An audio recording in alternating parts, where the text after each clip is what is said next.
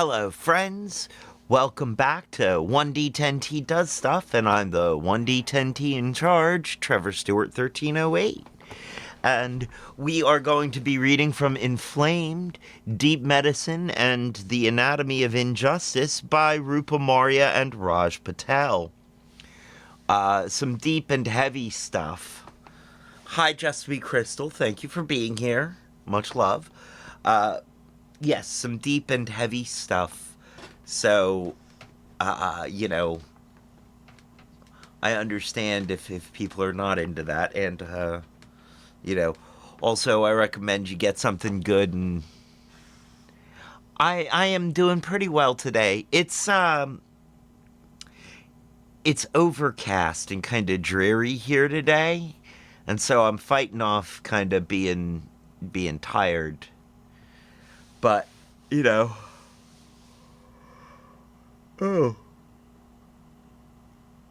see? Just like that. Just like that. I'm already through a couple of cups of coffee. Probably gonna have to pause halfway through and make another cup of coffee for myself. But yeah, to deal with today's heavy and deep subjects, I recommend having a good solid pre-roll, nice pleasant cup of coffee, something comforting. And today's pre-rolls are brought to you by The Hidden Leaf, downtown Charlottesville, 105 West Main Street, on the downtown mall above the Bricks, Suite 200. A great place to go with some great buds to get some great buds, bud, and the only thing better than their bud is their customer service. Also, they have the lowest prices in town, according to my own personally highly biased research, by which I mean I was incredibly high when I did my biased research. Don't forget to check the website for times and events. The website is thehiddenleafcville.com. That's thehiddenleafcville.com. Where you can find events such as the Frosty Friday sales event, where you can also find our other two sponsors. Firehouse, where there's smoke, there's Firehouse. And Kush Gang, purveyors of fine edibles and drinkables. A note of disclaimer that this is going to be a pretty politically charged show. All of the opinions you hear herein belong to pretty much me and or the expressor of the opinion, and possibly the channel and the parent company, but not necessarily any of our sponsors, including Hidden Leaf, Kush Gang, and Firehouse. There we go. I got through that there.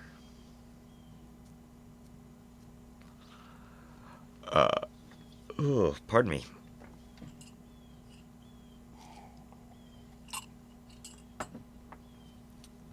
So yeah, it's, heavy subject material.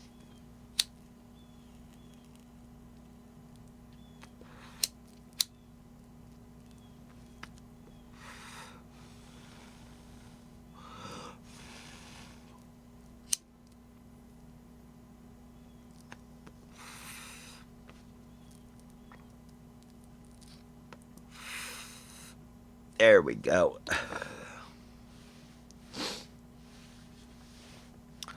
And we twirl it to get it to burn evenly.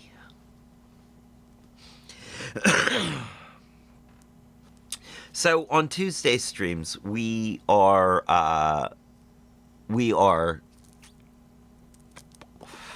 getting background, getting context for the statement that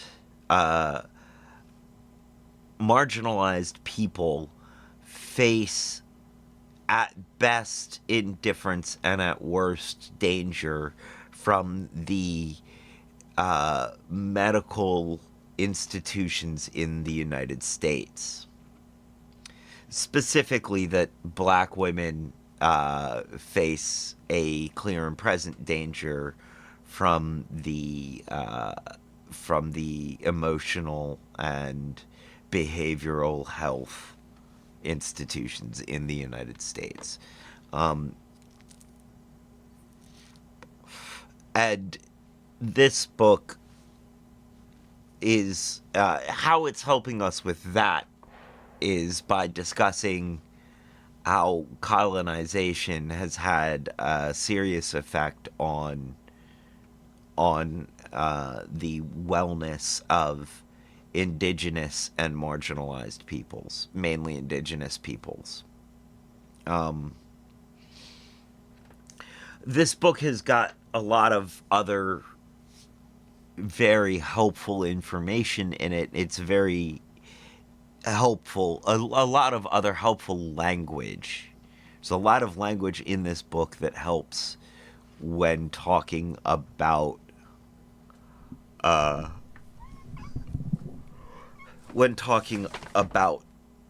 that marginalization.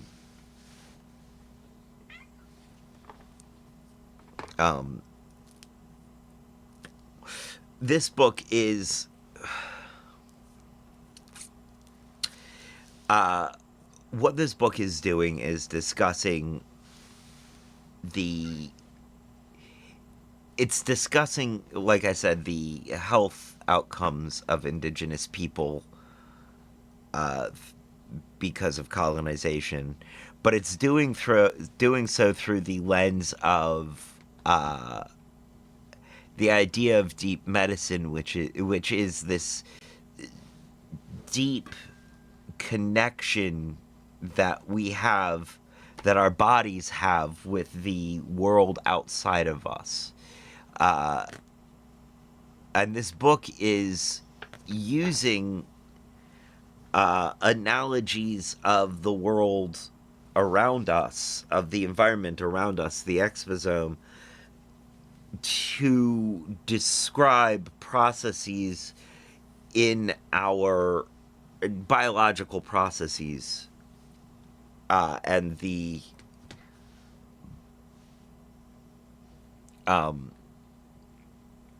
state of the world inside of our body, our biome. And not only is it using these analogies to help describe these things, but it's also drawing a direct link between the biome and the exposome and showing how the exposome affects the biome, mainly through the action of inflammation, thusly the name Inflamed.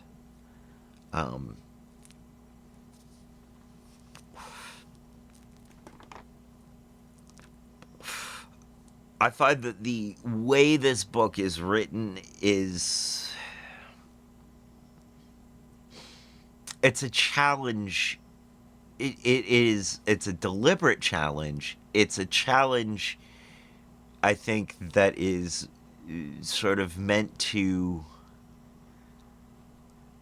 change how we think in general.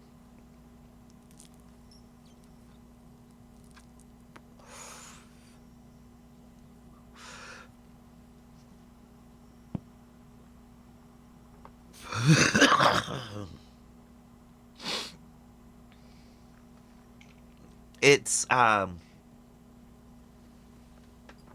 it's trying to promote a new way of thinking about, not a new way. It's trying to promote a different way of thinking about our bodies and our relationship to the world around us and our relationship to the history that has put us where we are.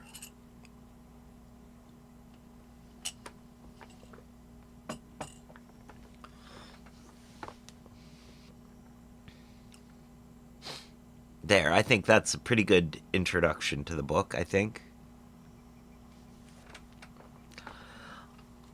There's a reason why I call this 1D10T Does Stuff. And that's because I am essentially an idiot. So, in those moments when I can do a good job of describing something to you, it's almost purely accidental.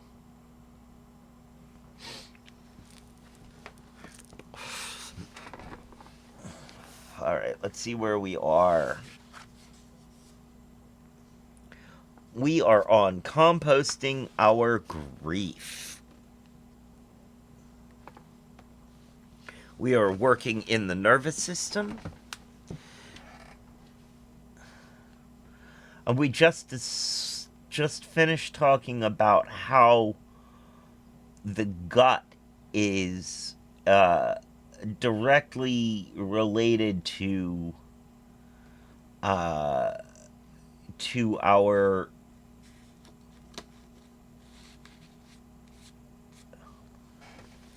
how do I want to say this? Intellectual perception of the world. Yeah.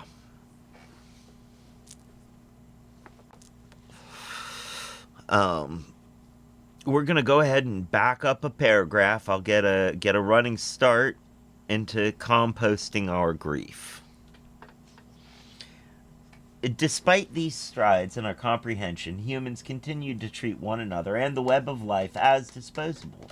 They continued to treat the mind as separate from the body, from both the body and the natural world. The colonial cosmology of infinite growth, infinite greed, and a planet that can identify and a planet that can infinitely absorb our follies is becoming increasingly hard to sustain. The violence needed to enforce that delusion causes widespread trauma and the deaths of the people in the world we love. Yet even as we mourn, we can find hope. Our collective rituals of grief can knit us together like the oscillating intelligence of the Pando forest, its tens of thousands of trees united under the soil as one being, a multiplicity that itself is overwritten by the memory of killings in Bolivia. Composting our grief. Funerals for those killed by the state have long been rituals of political community, sites for collective mourning. The British, during their colonization of India in the 19th century, moved to restrict women's public lamentations.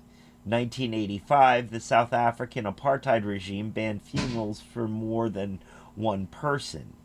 In Belgrade, the women in black protest the official denial of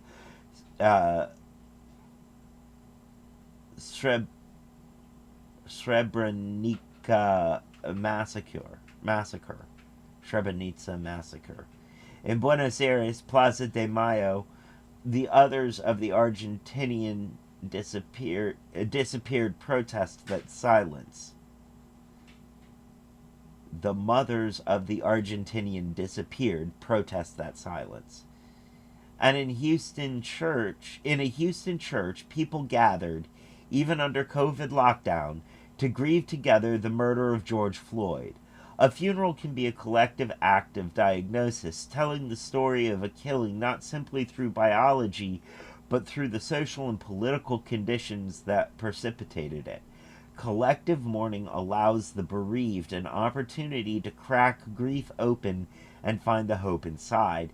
It is a moment for testimonies of injustice to be witnessed, heard, and held. Funerals offer us a chance to connect to one another politically. Through stories that narrate the story of illness, but that are also a reminder of each body's place in the web of life. A lesson in ecology for the living. In some traditions, the body of a dead person is returned to the soil to decompose. In others, it is cremated and scattered in a river to become sediment and life again. The Zoroastrian religion mandates a sky burial, where a person has died, they are to receive their death rites, and then their body is left in the open as an offering to vultures. In India, as Zoroastrians moved into cities, they built towers of silence, open-air temples where bodies could be ritually consumed. Today, the vultures are disappearing, poisoned by humans. Hi.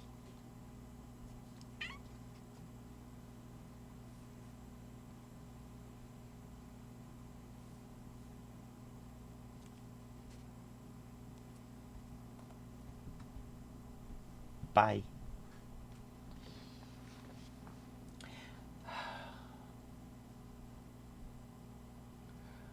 Vultures sit at the top of the food chain, feeding on carcasses of animals that have been exposed to the industrial chemistry of Indian industrial agriculture. Their bodies accumulate the toxins like DDT and are now in catastrophic population decline.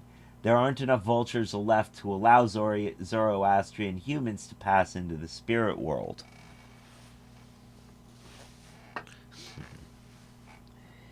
Zoroastrian traditions share with every other tradition some route for the dead human body to reintegrate back into the web of life.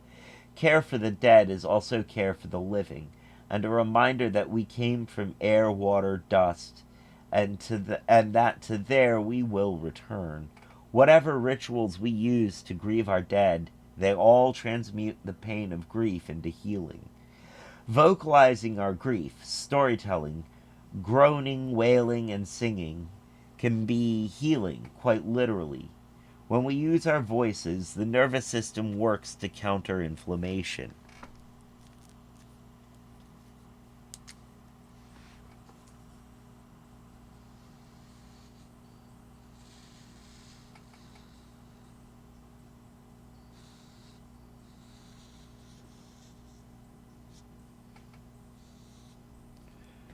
The vagus nerve is the longest in the human body. Starting in the brainstem, it gets its name from the Latin vagus, wandering, and like a vagabond, it travels to and innervates most of our internal organs, influencing how fast the heart beats and when digestive juices are secreted into the intestines.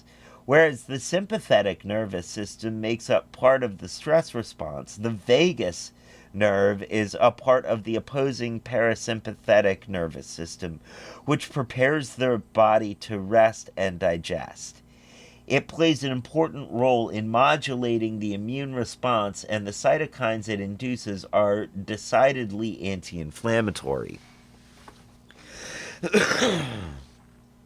When the vagus nerve is well toned through regular stimulation, it creates greater resilience in the face of stress. The anti-inflammatory state that comes with vagus nerve stimulation is being applied as treatment for inflammatory bowel disease and depression. Excitation of the vagus nerve with electricity can have an immediate impact on stopping inflammatory cytokine production and has been demonstrated to improve survival in experimental models of sepsis. A better way to stimulate the nerve than submitting oneself to electric shock is through singing or chanting. The vagus nerve courses through the back of the throat and innervates the vocal cords.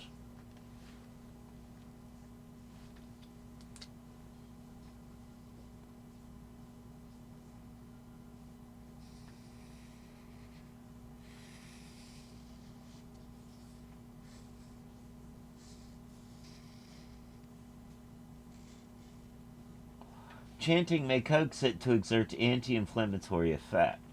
The nerve also innervates the lungs and may explain why contemplative activities that induce focus on breathing, such as meditation, lower inflammation.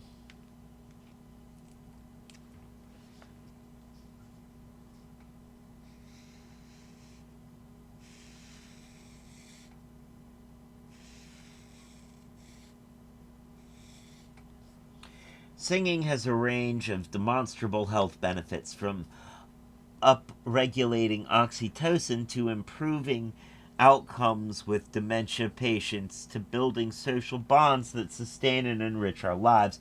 Singing with one another has always been a form of protest against colonialism, a way of transmuting grief over the illness and death that it causes. Settlers have always understood this power, teaching hymns that drown out the voice of the colonized and enforcing the compulsory amnesia of healing songs of indigenous people.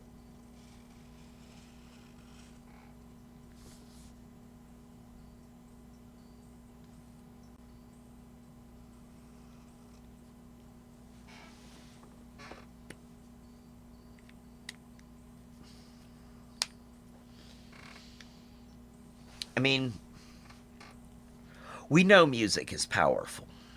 That's not even remotely in question there.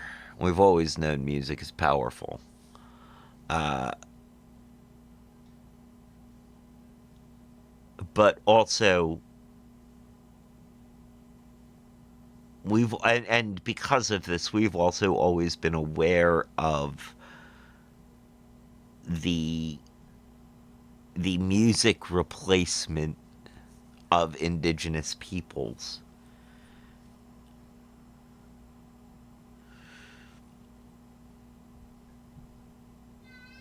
And I find, I find it insidious. I find it absolutely insidious. Partially because I love music in all forms, but also partially because it disrupts their language model, their model of sense of self, any, cultural models. It's just it's very disruptive, and it is, well, it's been pointed out how it's disruptive and how it's bad, and yeah.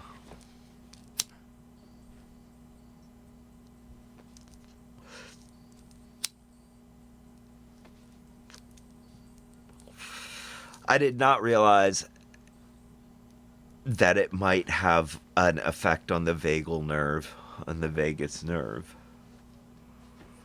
Oh, come on, Trevor. Ugh, no being tired. All right. Onward.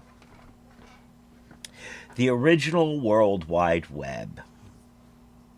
When Solomon Rees,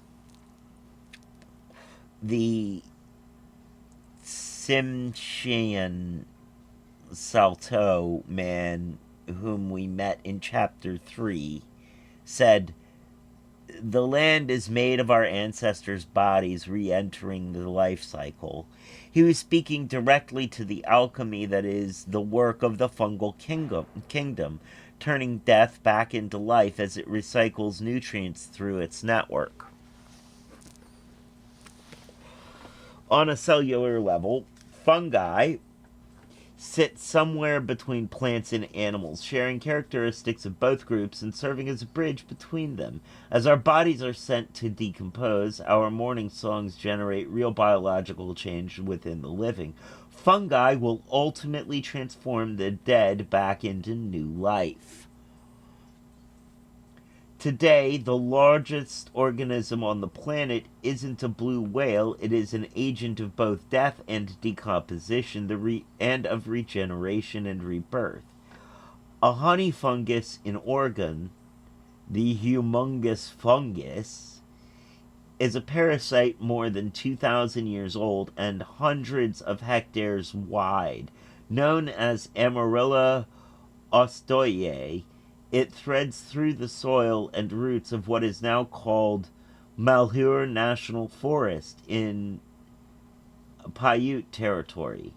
It exists as a thick, white, rubbery substance that secretes digestive enzymes, killing trees from the inside slowly over decades, rendering them useless to commercial foresting projects. The honey fungus's long-term effect is uncertain. It shortens the lives of trees, but it is also one of the few organisms able to break them down into the soil from which new trees can emerge.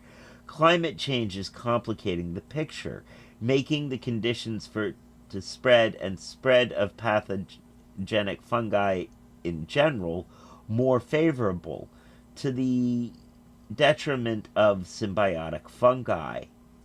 From this death, too, can come rebirth. The word mycorrhiza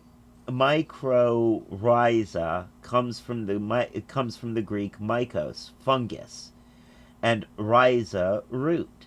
It denotes a relationship between fungus and roots of plants. In fact, plant roots co-evolved with the fungal elements of the mycorrhizae.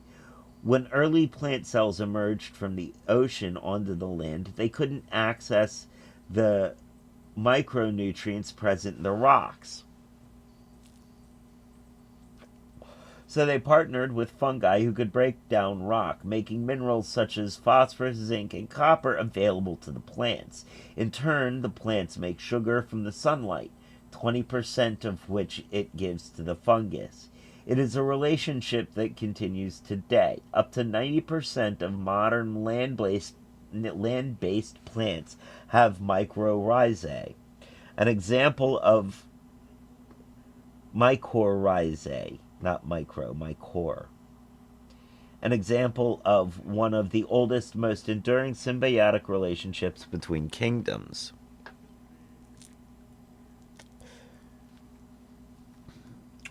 Mycorrhizae operate as a system of care for plants and for the ecosystem where those plants grow. They extend the functional surface area of a plant's root system by sending their thread-like projections deeper into the soil. Through them, the plant can absorb more water and vital nutrients. The mycorrhizae retain water and make it available to the plant, helping it to resist drought. They secrete acids that break down neighboring dead organic matter, enabling their uptake by the host. Mycorrhizae also protect plants from heavy metals by clearing them from the soil. They can even mop up oil spills, making them star players in bioremediation. If you plant a tree in soil unfamiliar to it, it may not thrive without some dirt, including the dirt's fungi, from its native territory. That dirt protects the plant from pathogens and other stresses. Only after mycorrhizae were established did plants cover the earth, evolving traits such as flowers, fruits, and seeds that made animal life possible. All these functions boost the host plant's immunity and resilience.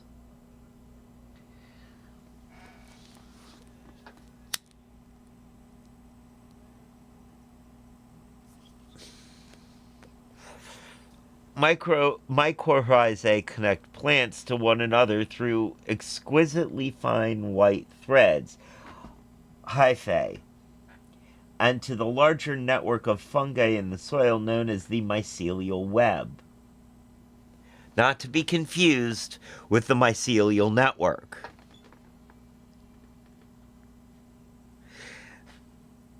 The mycelial web is what we have here on Earth. The mycelial network is what they use in Star Trek to Discovery to travel through space.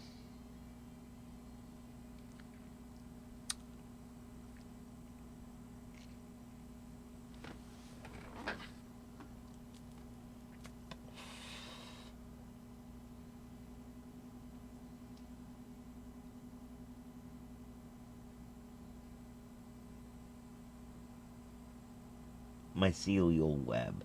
As the biologist Merlin Sheldrake writes, the total length of mycorrhizal hyphae in the top 10 centimeters of soil is around half the width of our galaxy. The mycelial web looks like a network of neurons and indeed plays this role for plants, extending through the dirt, sending molecular messages between plants like electrical impulses of the nervous system. These signals can confer greater resistance to disease from the plants. And like neural networks, the systems of plants communicate through them and even learn, leading to what ecologist Suzanne Simard calls forest wisdom. You can see the mycelial web when you turn over the top inch of healthy soil or a decaying piece of wood. In some forests, this web helps to transfer carbon from one plant to another.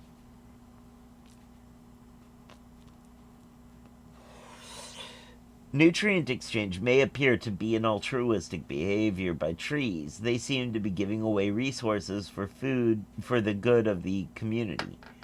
But if we could imagine the consciousness of this network,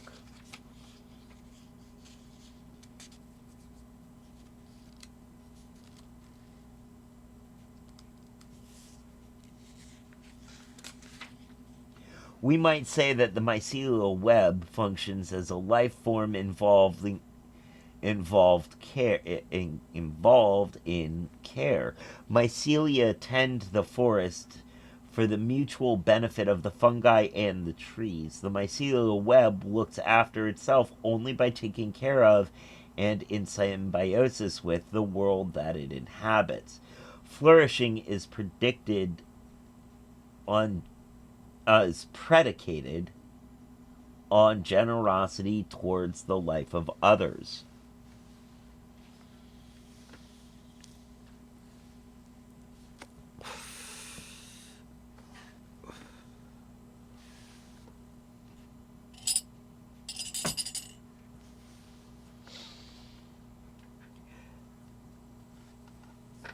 Let's see where we are.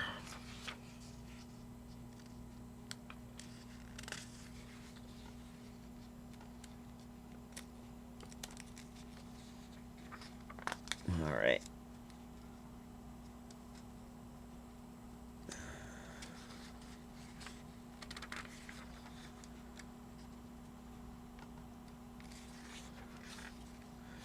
We've got 2 sections left before the end of the chapter.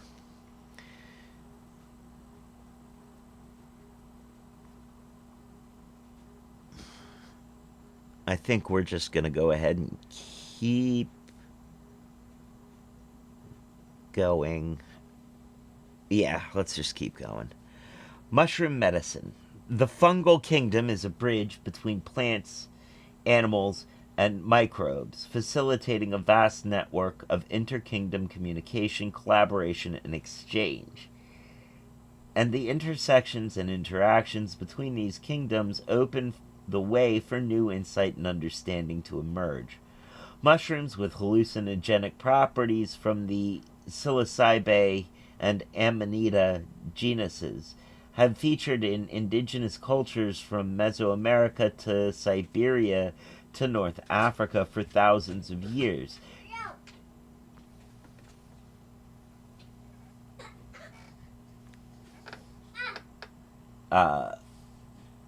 Debates about how long mushrooms and other mind-altering substances have been used and what role they have actually played in those cultures are challenging to settle. Pictographs and statues can tell us only so much. Like other forms of indigenous knowledge, living histories of cultures' relationships with these medicines have undergone after centuries of damage inflicted by colonialism. Hallucinogenic mushrooms contain psychedelic substances that act upon the central nervous system to produce profoundly altered states of consciousness. While psychoactive substances like coffee and wine have been used as medicines across cultures for millennia, the use of psychedelic substances from plants that can produce hallucinations appears to be more restricted, usually in the context of ritualistic healing.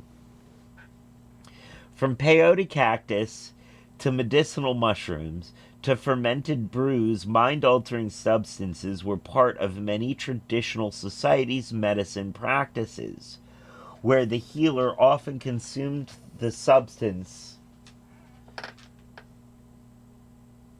to gain the power to address an affliction, which was often described in mixed spiritual and physical terminology.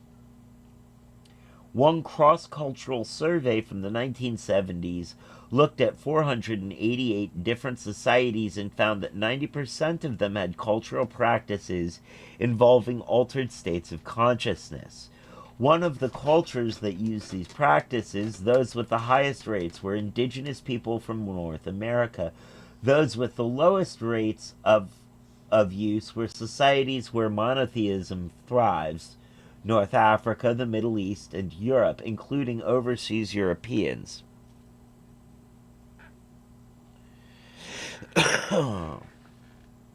While industrial societies dose themselves on caffeine, nicotine, and alcohol to alter their mood and enhance productivity, non-industrial societies opt for substances that have the capacity to alter consciousness.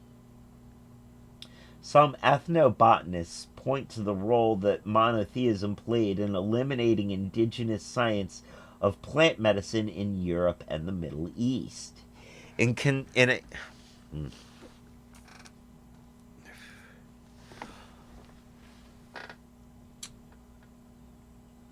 a concerning shift, people from European structured societies are now increasingly seeking out psychedelic experiences through venues such as ayahuasca tourism in the Peruvian Amazon. These spiritual tourists, while boosting the economic input of impoverished indigenous communities, damage the ability of indigenous shamans to heal within their own communities, continuing a long cycle of colonial plunder. Psychedelic substances that produce hallucinations, such as NN dimethyltryptamine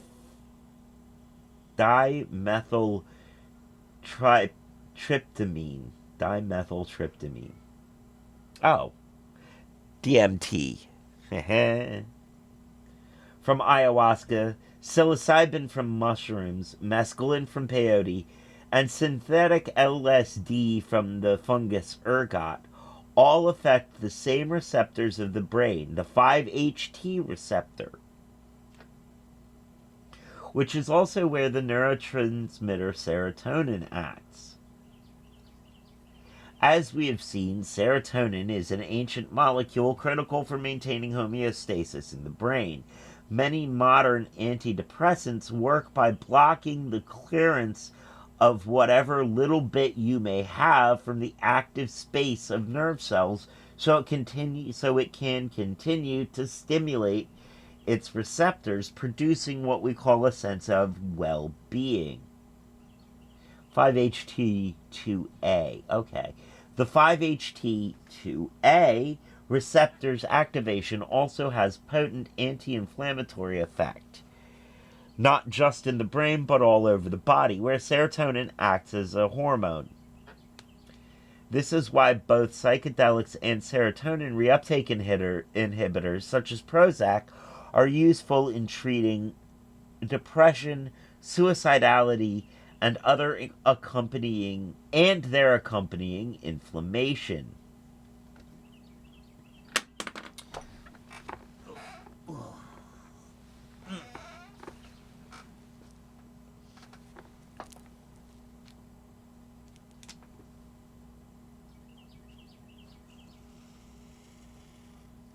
I do find that interesting.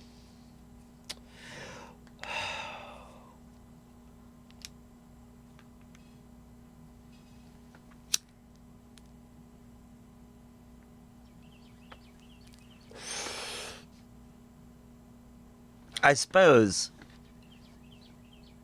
being, the culture that I inhabit, I guess, in order to take advantage of psychedelic healing,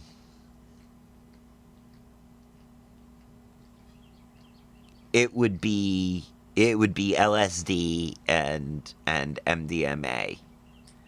Those would be the ones that I'd have to use so that I was not taking part in cultural appropriation. I might be able to get away with mushrooms.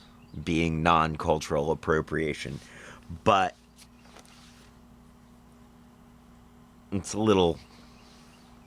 that'd be a little on the edge.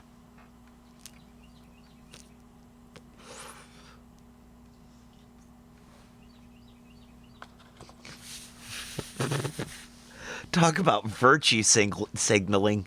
Oh no, I don't do peyote because that would be cultural appropriation. All right, guy.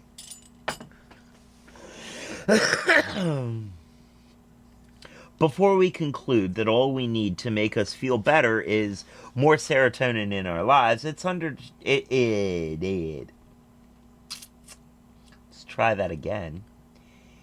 It is important to understand that mood is created through interactions of systems within systems, with other neurotransmitters that also act as hormones, such as dopamine and adrenaline. The dance between the immune, endocrine, and nervous systems. Those interactions are influenced by the exposome. Nonetheless, a molecular focus on the 5-HT2A receptor is, in close-up, very revealing of systems thinking that has until recently been anathema to colonial cosmology. The feeling of being an I is an effect of these systems within systems. Psychedelics that activate the 5-HT2A receptor expand that I by changing the way the networks interact in the brain. LSD frees brain activities from its autonomical constraints, loosening the association between brain structure and its functional connectivity. With psychedelics, systems of neural networks that are usually segregated into subnetworks become more integrated globally, and this highly integrated state is correlated with subjective sense of the ego dissolving. What was small and localized becomes infinite and decentralized, expanding that I into space beyond our own perceived anatomy. Psilocybin has a similar effect of ego dissolution. I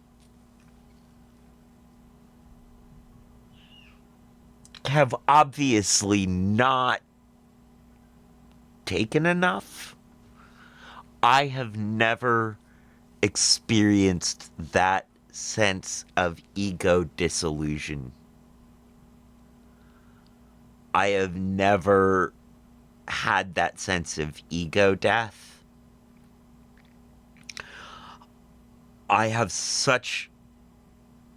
maybe the first time I did acid, maybe I did.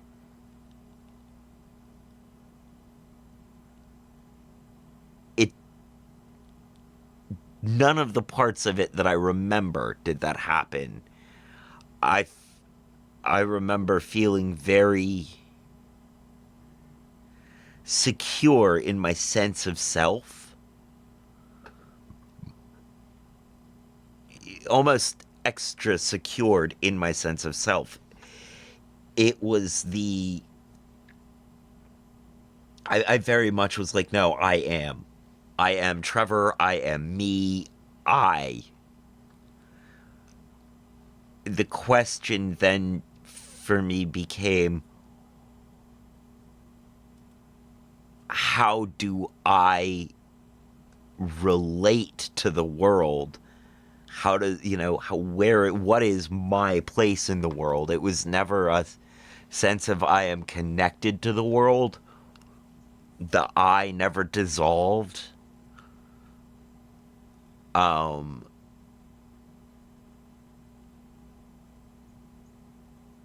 don't know. I mean, I've always had the intellectual notion that we are all connected, made of the same stuff, and gonna go back to the same stuff. And that we are all part of this great moving system.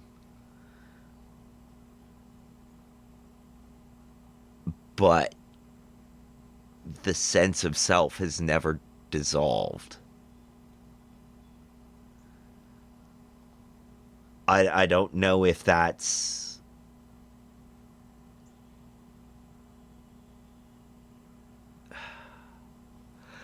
I don't know what that means, what that says about me. But I can't relate. I don't feel like I can relate to ego death, to the people that have these great inclusive revelations.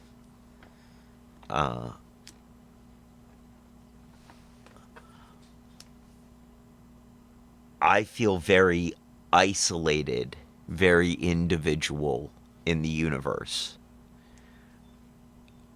And I'm not sure if that's a good thing. From everything I seem to be picking up around me, having that ego death at least once is apparently, like, important or something.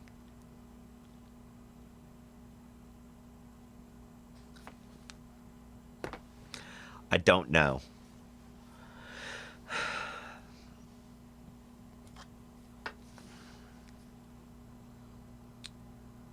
That ego dissolution.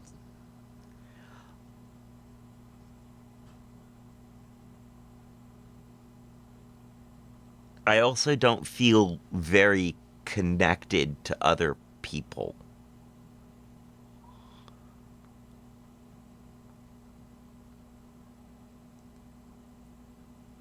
I don't, I have a lot of friends, sure, a lot of close friends even. A lot of people I love who love me.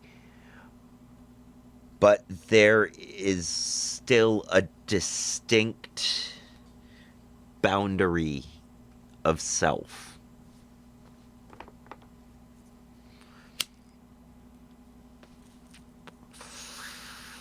And I'm not sure if that's I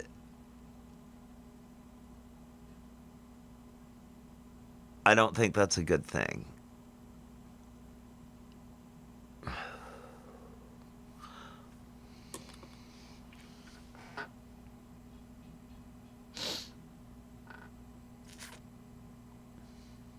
These substances are also known as empathogens because they cultivate a deep sense of empathy for beings outside of ourselves.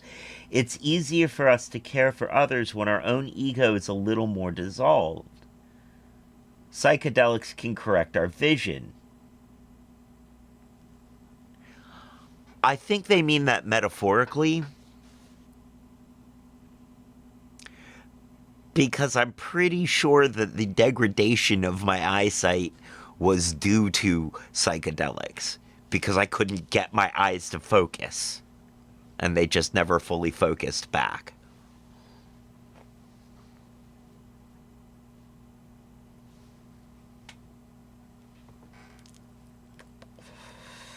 If colonial capitalist cosmology sees things where persons once were, and pathogens enable us to see personhood once more, we cannot properly care for others where fellow humans or other animals or forests or mountains unless we can see them. In the right context, with the correct guidance, psychedelics can return us to the capacity for which consciousness may have evolved in social creatures like ourselves, to recognize and empathize with other beings, making it possible for us to thrive. Psychedelics offer potent medicine in these times of reconnection as we heal from the ways colonialism has damaged our relationships to each other and to the world. Today's standard treatments for PTSD are mostly ineffective and limited, but psychedelic medicines are opening new horizons. Ironically, many medical studies demonstrating the healing effects of these medicines have been focused on military personnel, those who have been conscripted to inflict trauma on other people. U.S. combat veterans with PTSD after a 3-day psychedelic clinic program in Mexico had significant lasting improvements in suicidal ideation, depression, anxiety, and PTSD symptoms. Most of the participants ranked their experience as in the top 5 of meaningful, psychologically insightful, and spiritually significant moments of their lives.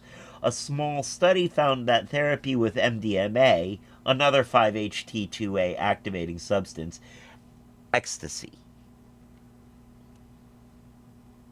MDA is sassafras, MDMA is ecstasy.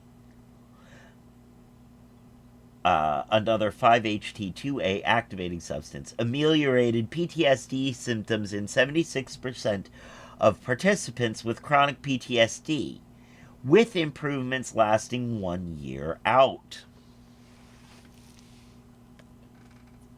Psychedelic medicines also show promise for the treatment of depression and anxiety by fostering feelings of reconnection. Patients at the end of life who need help managing understandable anxiety around death are also finding benefit as the medicines promote more meaningful time with their families. 1 dose of psilocybin was enough to lower anxiety and depression in cancer patients experiencing psychological distress. Following up with surviving patients of that study 4 years later, the beneficial effects from that 1 dose persisted, as the majority of the participants rated the experience as one of the most meaningful of their lives. These medicines may even help with healing of connections injured by colonial medicine through healing the wounded perpetrators, the physician. Using a combination of psychedelics and therapy, Dr. Melody Hayes experienced relief from physician burnout and a deep relational healing. Small studies show that psychedelics simultaneously lower symptoms of depression and reduce signs of chronic inflammation. Western uses of psychedelics have been highly individualistic. In quests for personal transformation, recreation, or increasing productivity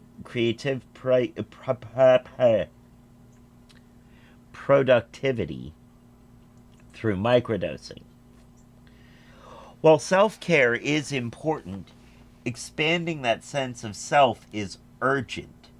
As we teeter on the edge of global systems failure through economic shocks, climate shocks, and pandemics, we must develop a greater understanding of the social use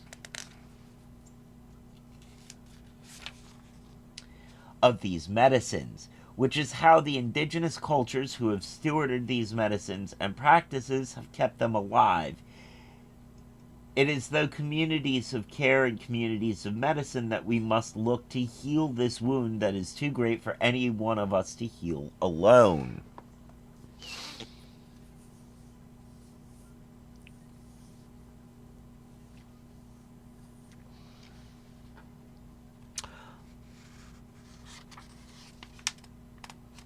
I feel like these people, like Rupa and Raj,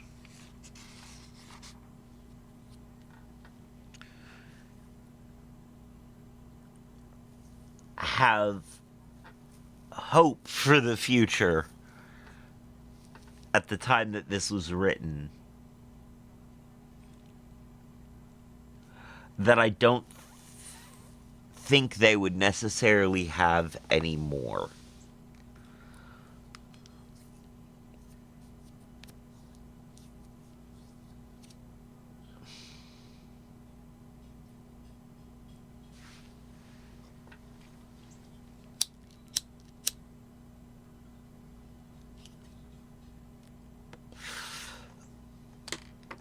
All right.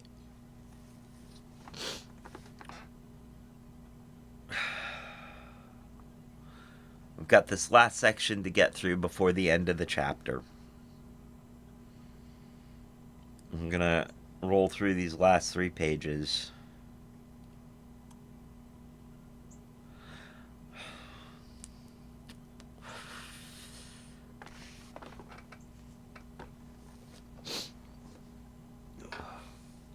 Systems of care.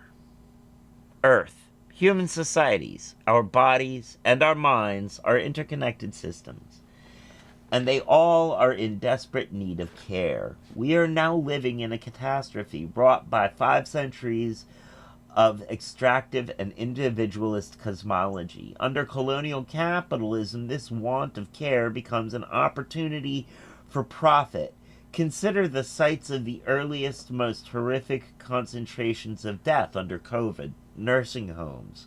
In Europe, in the early stages of the outbreak, more than 50% of deaths were linked to long-term care facilities.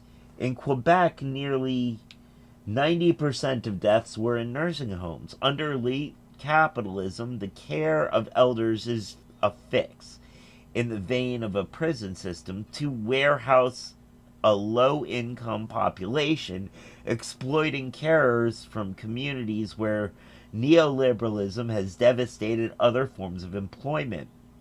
Treating elders and their carer in this way is lucrative. The global long-term care industry was a $1 trillion business in 2019.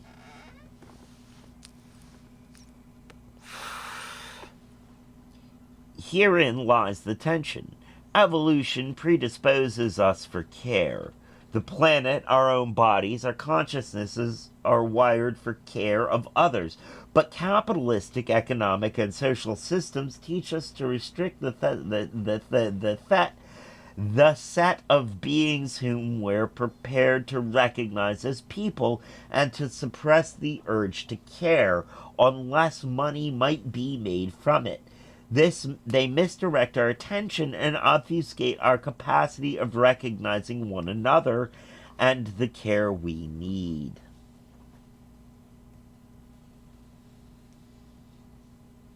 Humans have broken the world. The air that renders neurological diseases more likely has to be cleaned. Industrial agriculture has massively degraded the land, and it will take a profound shift in priorities to reverse in killing the flora, fauna, and fungi beneath our feet.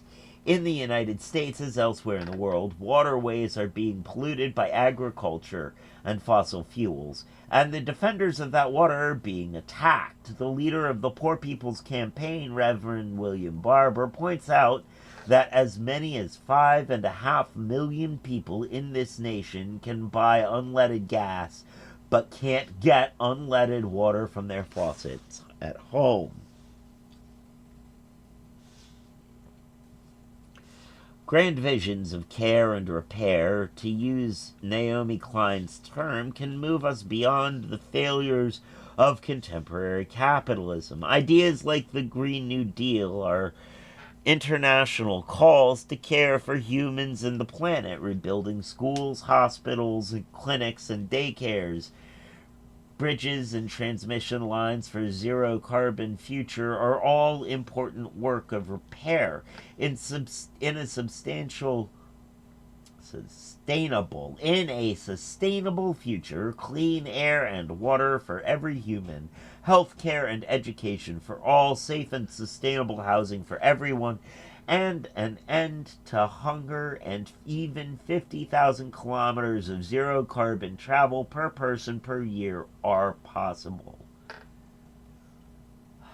The Green New Deal, at least as it stands in the United States, is a promissory note that is already insufficient. It doesn't begin to recognize that for justice to prevail outside of the country, consumption within the country must be limited. People in the United States must live more simply so that others might simply live. As the plant breeder Stan Cox has written, the idea of permanent economic growth allows us to escape the demands of ecology and pretend that business as usual, just slapping solar panels on top of Walmart, is all that's needed to address the climate catastrophe. But a zero-carbon economy is entirely compatible with colonial capitalism, as the Bolivian coup and Elon Musk's support for it suggests. The U.S. Green New Deal doesn't call for an end to fossil fuel consumption. For communities that have been on the front lines of fighting extraction and pollution, that's more than an oversight. It's consonant with history. In the original New Deal between 1933 and 1941, the back and forth of strikes and struggles made compromises. Among those who were compromised, immigrants, workers, black people, women, the infirm, the poor, and indigenous people.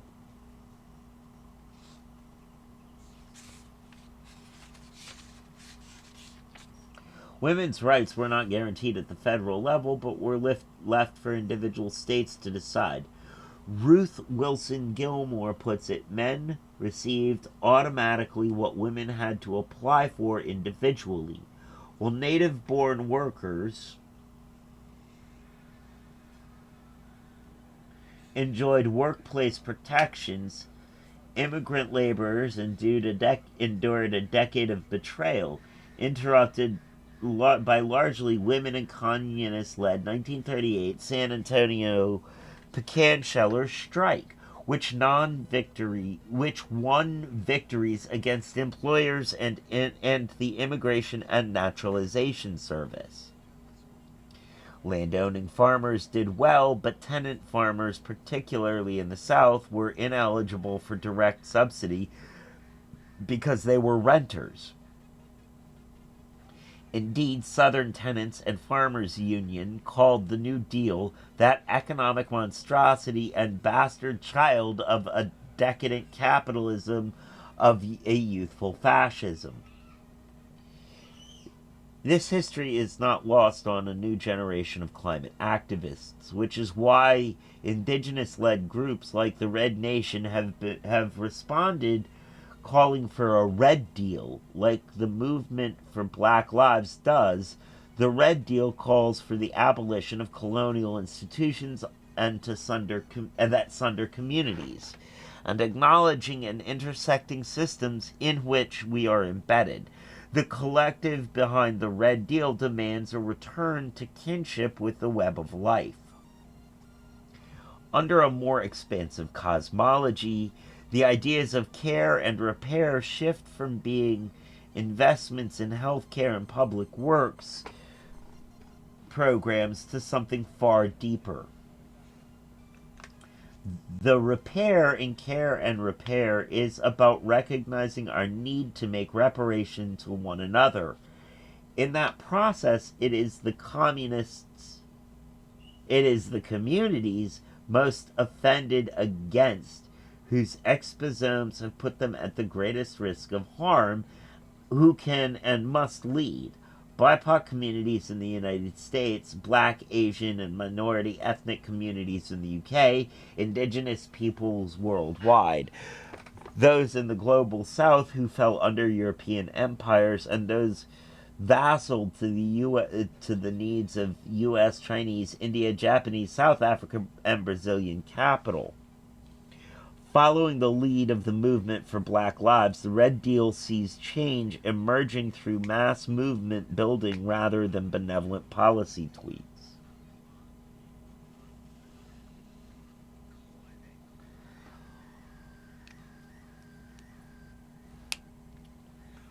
Decolonizing care means expanding the community with whom and for whom care is given and taken.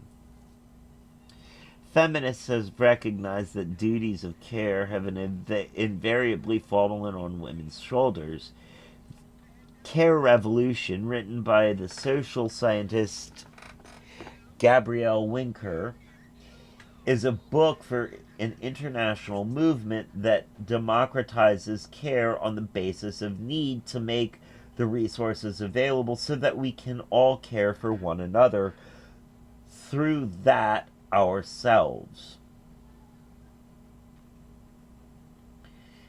Child care, elder care, care for the disabled, teaching, fostering, educating, healing, feeding, and tending All these are low-carbon professions degraded by colonial capitalism and often delegated to women. But caretaking is central to the deep medicine we need to reduce inflammation coursing through our air, water, soil, and blood. Extending that care beyond humans to all beings through the web of life is a lesson in medicine from civilizations that predate colonial capitalism.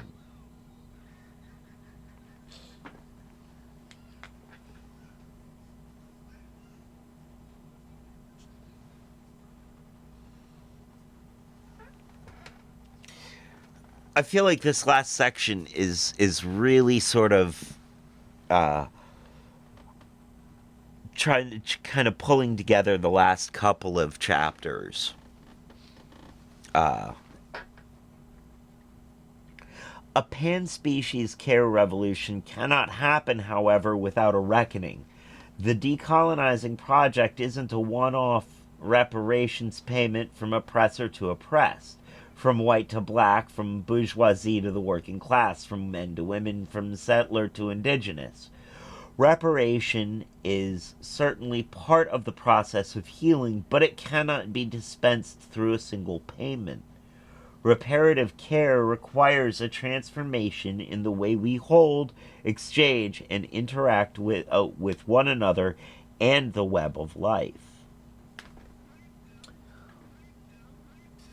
Unlearning capitalist cosmology cannot be done alone as a project of individual therapy. It is not about an individual decision to be kind or to be anti-racist. Rather, it's about the solidarity of political communities, of networks of people engaging in systemic change.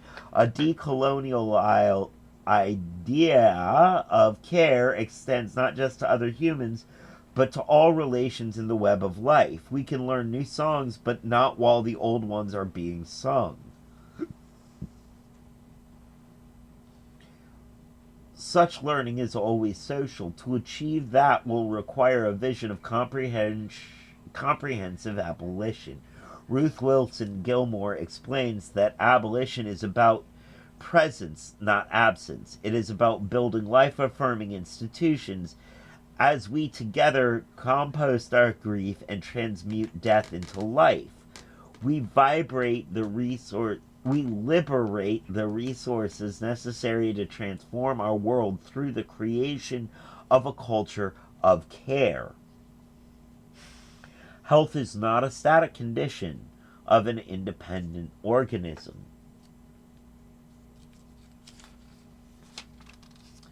But a state of dynamic interaction of systems within systems, synchronized and harmonized in ways that support the thriving of the entire world. Health is not something we can attain as individuals for ourselves, hermetically sealed off from the world around us. An injury to one is an injury to all. We can be healthy only when the entire community is also healthy, meaning all beings, plants, animals, water, people, soil, and air, the ancestors and those not yet born, and this is achievable only through social, economic, political, ecological, and cosmological spheres working in an integrated fashion for the benefit of all, where resources are distributed in ways that support vitality for all, not just for the privileged few. This vision is not wishful thinking, but is already in our midst. Indigenous knowledge systems and the people for whom this understanding is not about theoretical possibilities, but part of their lived truths, can show us how it's done once they're protected and uplifted as the leaders in this movement. And once we understand that our own place in this work is to follow their lead.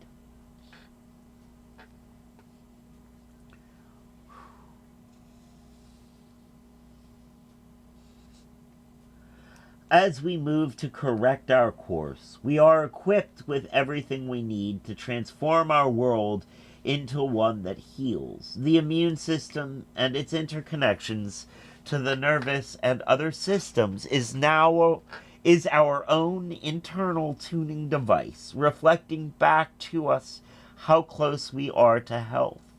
If we can train our ears to listen to what our bodies are telling us, we will know what needs to be done.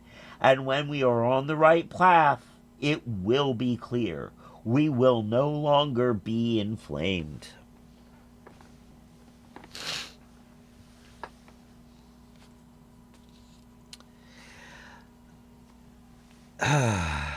Next week, we are going to start in on the next chapter, Chapter 9, Deep Medicine, Making the Body Whole.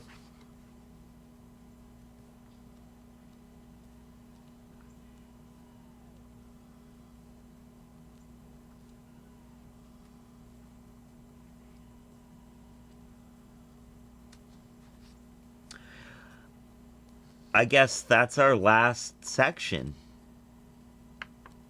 Our last chapter.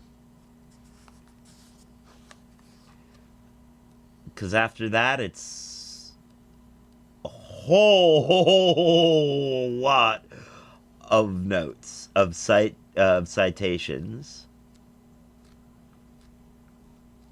Cheese and crackers. I mean, credit where credit is due. And then some acknowledgments. Credit where credit is due. There are a lot of, throughout this, there's been a lot of works cited. A lot of citations. Which is, given the almost subjective nature of this, and of the way that they are presenting this, it's good that they have so many citations and so many sources. It can really back up their